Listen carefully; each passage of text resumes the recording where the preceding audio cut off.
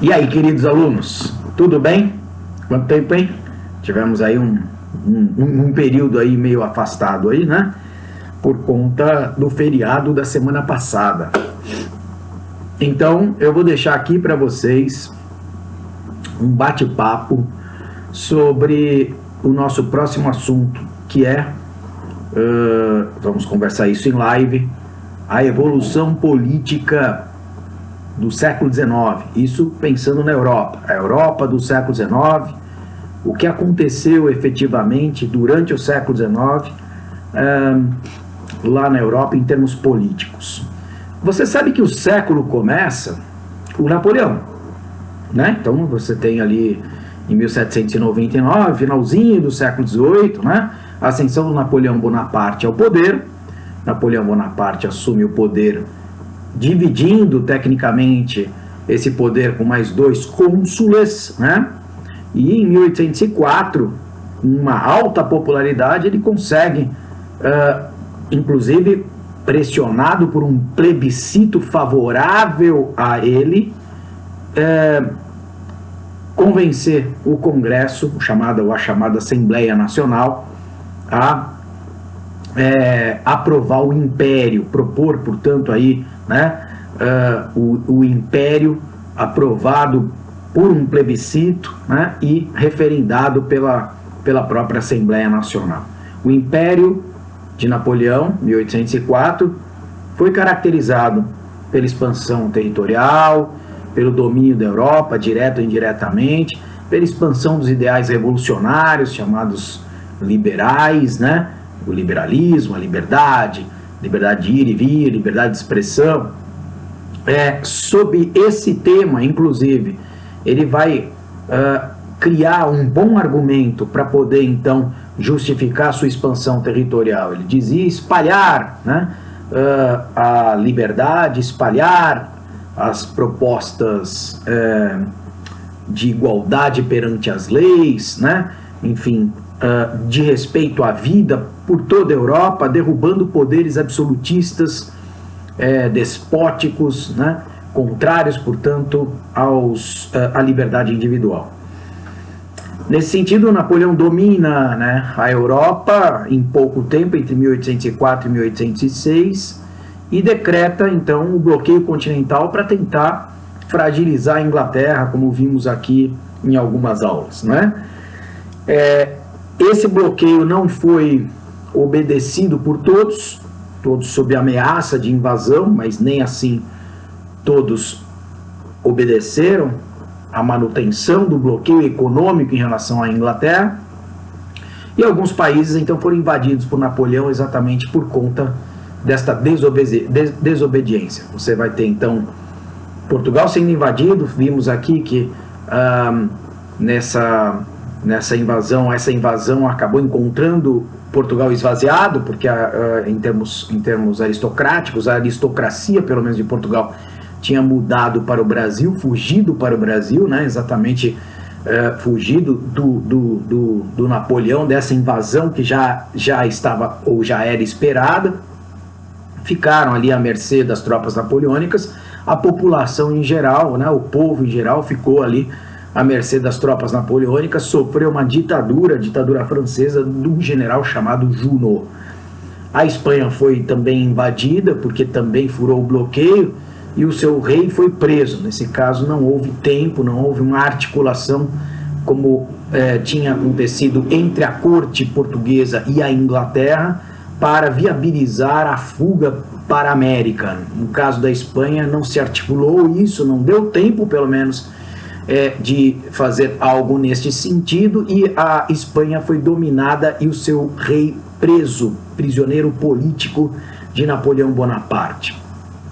A Rússia também foi invadida, e aí vemos que a invasão à Rússia é o ponto de partida para a decadência do poder de Napoleão sobre a Europa. Ele perde, é derrotado, uma derrota bastante severa, foi derrotado por uma estratégia militar muito bem articulada pelo czar Alexandre I, a chamada Terra política da terra arrasada, né? Eles iam recuando com os aldeões, né? As cidades iam sendo abandonadas, a sua população articulada para ir em direção ao leste, esperando então que as tropas napoleônicas não encontrassem ninguém, não encontrassem alimentos, todos os alimentos levados pela população ou destruídos, e assim isso vai provocando a fome, o desespero dentre as tropas napoleônicas, e aí o golpe final, o golpe fatal foi justamente o inverno rigoroso da Rússia, que chegou aí a menos 30 graus, acabou literalmente congelando as tropas napoleônicas. E se articulou, então, uma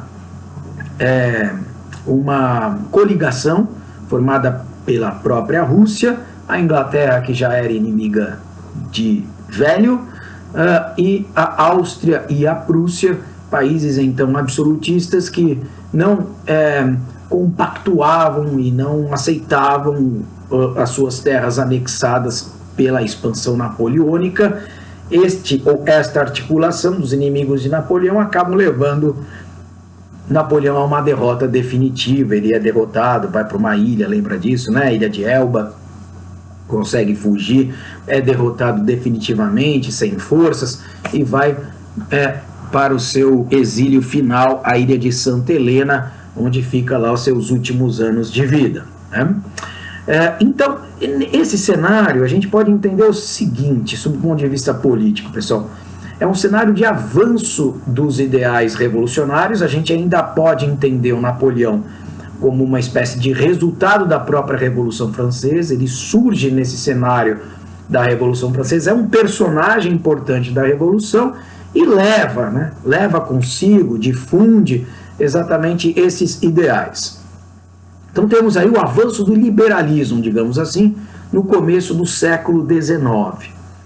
Com a organização e articulação do Congresso de Viena, exatamente então formado pelos seus inimigos vitoriosos, que passam a remodelar a Europa à luz do absolutismo, a gente vai ter um retrocesso. A ideia, portanto, de uma rearticulação absolutista, a gente pode entender, sob o ponto de vista da burguesia, um retrocesso político, porque há um retorno para os propósitos do antigo regime, com a legitimidade que vimos aqui, chamado lá no Congresso, chamado princípio da legitimidade. Todas as dinastias anteriores à Revolução Francesa eram reapossadas, né, nos seus tronos, voltaram ao poder, né, que tinha sido retirado delas com a Revolução Francesa e depois com o próprio avanço das tropas napoleônicas. E aí então você vai ter, digamos, a tentativa de uma retomada do chamado antigo regime. Ou seja, seria a volta dos privilégios, a volta das monarquias absolutistas, a volta, né, de toda aquela organização aristocrática anterior à Revolução Francesa. Na França, especificamente, entre 1815 a 1830, né? Ou seja, logo depois da derrota do Napoleão, 1815 até 1830, isso é conduzido pelos Bourbons, ou seja, esse retorno ele é conduzido pelos reis Bourbons, que eram parentes do Luís XVI, guilhotinado na Revolução Francesa. Então são os irmãos dele, Luís XVIII, mais tarde Carlos X, que acabam então retomando esse poder absoluto. O Luís XVIII era um sujeito assim que entendia que os avanços da burguesia, tanto lá a Declaração dos Direitos do Homem, do Cidadão, a própria Constituição, né, as organizações jurídicas, a burguesia já estava muito, digamos assim, enraizada no poder para simplesmente você bater de frente e dizer aqui quem manda sou eu. Então Luís XVIII organizou, apesar de ter o direito absoluto, ao poder absoluto, ele vai dialogar mais com a burguesia. Morre em 1824 e assume então seu irmão mais novo, Carlos X, né? É o terceiro então irmão, né? O segundo, na verdade, o segundo irmão de Luís XVI, o primeiro o Luís XVIII, depois o Carlos X, que assume então o poder na França. Esse sim, ele tenta enfrentar a burguesia, retomar os privilégios, aumentar a renda, né?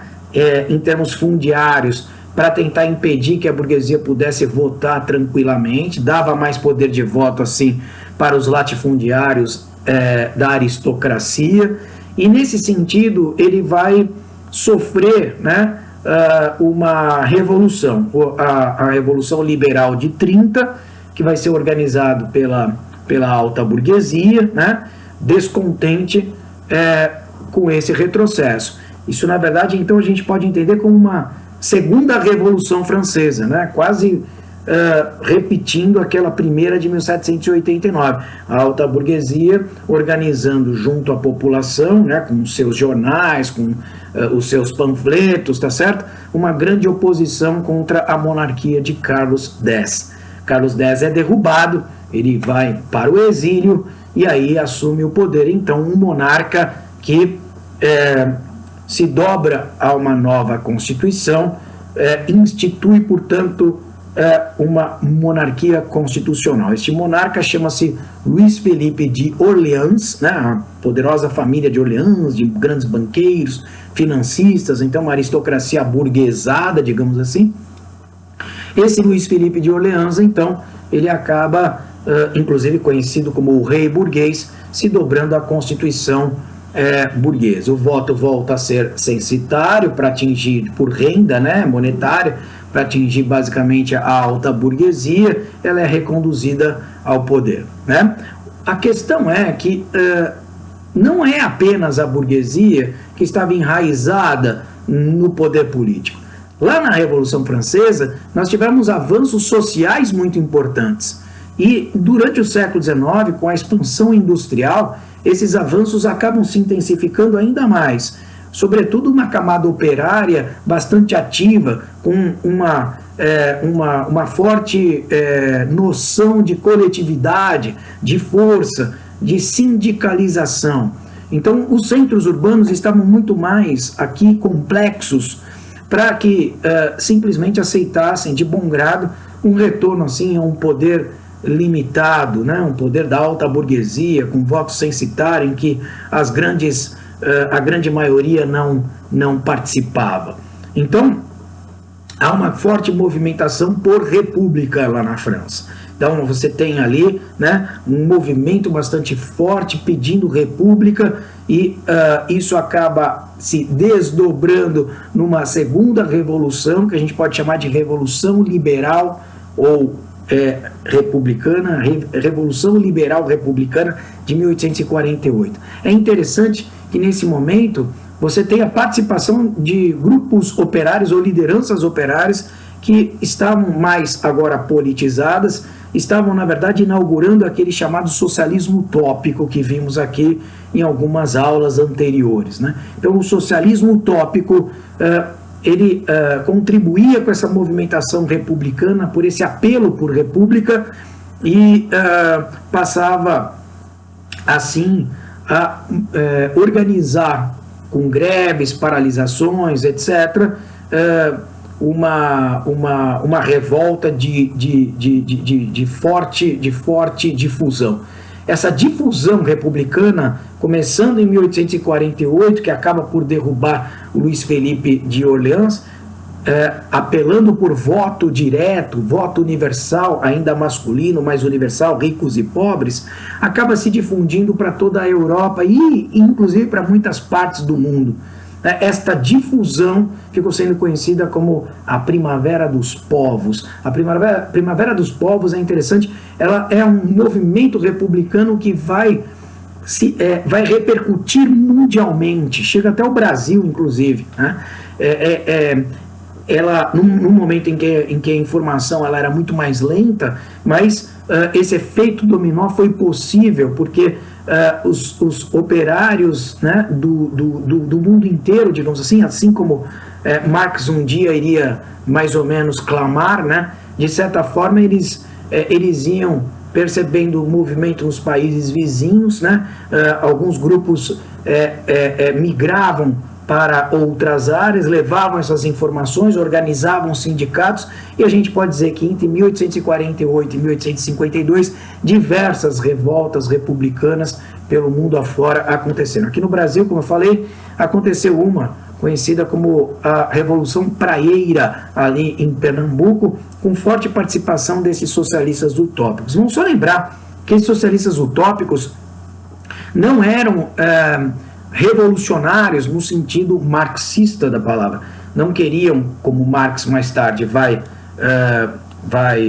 propor, né, uma reviravolta, uma virada de mesa, com o operariado atingindo o poder, uma luta de classes. Não propunha uma luta de classes, propunha efetivamente uma reforma, né, uma diminuição, uma redução da exploração do operariado, com melhorias salariais, com defesa em relação ao trabalho, né? Ou seja, era muito mais reivindicações, muito mais reformas sociais que esses caras propunham do que efetivamente uma revolução. No final das contas, a revolução acaba levando ao emprego do voto universal e masculino, e quem assume o poder eleito pelo povo, veja bem, eleito pelo povo, essa é uma questão interessante, era Luiz Bonaparte. Luiz Bonaparte era sobrinho do Napoleão Bonaparte, né, ironicamente chamado por Victor Hugo, né, aquele escritor famoso escritor do século XIX, né, que vai então dizer este Napoleão é o Napoleão pequeno, né? Ele chamava o Napoleão, o Luiz Bonaparte, de Napoleão o pequeno, Le Petit, né? Napoleão o pequeno. Este Luiz Bonaparte, de certa maneira, foi ironizado por Victor Hugo, né? Exatamente por conta de ser uma espécie de remedo, de imitação do tio, né? O fato é que o povo caiu na dele, né? Ele se dizia Salvador, com esse nome que era forte, né? Na memória havia aquela coisa do Napoleão com heroísmo, né? E aí, então, você passa a ter esse sujeito eleito com mais de 70% dos votos. Ele faz um governo muito parecido com aquele primeiro governo da Revolução Francesa, né? Um governo pautado pela monarquia, pela presidência. Na verdade seria uma espécie de segundo momento da Revolução Francesa, né? Quando você tem lá a República Jacobina, né? Mas nesse caso aqui um presidente governando mais com a alta burguesia do que com os jacobinos. O fato é que o Luiz Bonaparte acaba por ampliar os seus poderes, ou tentar ampliar os seus poderes com um plebiscito, e consegue, vira imperador, assim como o tio tinha feito em 1804. Agora, em 1852, um novo imperador da família, sob o nome de Napoleão III, Luiz Bonaparte acaba adotando o nome do tio, né? Então ele adota o nome do tio, Napoleão III, né? Ele acaba então ficando no poder como imperador de 1852 até 1870, bastante tempo inclusive. Ao longo desse período, né, o Napoleão III não sabia, claro, que a Europa, né, não era mais aquela, né, de 1804, tão fragilizada, tão fragmentada. Os exércitos estavam bastante intensificados, bastante aumentados, né, com bastante atentos, com forte presença, portanto, militar ali na Europa. A Prússia, a Rússia já tinham mostrado o seu poder contra o Napoleão. Então, Napoleão III, na verdade, vai tentar se expandir economicamente para fora da Europa, já que a Europa de Napoleão III, não é mais aquela Europa fragilizada de Napoleão I, seu tio, né? Então, ele sai da Europa, ele vai tentar buscar sua expansão para as outras áreas, África e Ásia. A gente pode dizer que o Napoleão III está vinculado ao imperialismo francês, né? E vai aumentar a sua presença, né, colonialista ali na África e na Ásia. Cabe a Napoleão III, sobretudo, o domínio do sudeste da Ásia, a região onde hoje é Laos, Camboja, Vietnã, né? A chamada Indochina na época. O controle, portanto, dali é estratégico, é também de exploração mineral, é também de exploração de mercado consumidor. Napoleão III se torna exatamente, ou consegue tornar a França, ou manter a França, digamos assim, numa segunda posição, né, na economia mundial, só perdendo para a Inglaterra, né? Então, portanto, mantém aquela rivalidade agora, digamos assim, extrapolada para o imperialismo sobre os continentes da África e da Ásia. Como que ele cai, né? Napoleão III, ele cai exatamente quando ele está em conflito com a Prússia, de novo a Prússia no caminho da França. O que aconteceu ali? Os prussianos, liderados por um sujeito chamado Bismarck, estão num processo de unificação dos territórios germânicos. Eles configurariam estes territórios numa unidade chamada Alemanha, ou Império Alemão. É exatamente o processo de unificação da Alemanha.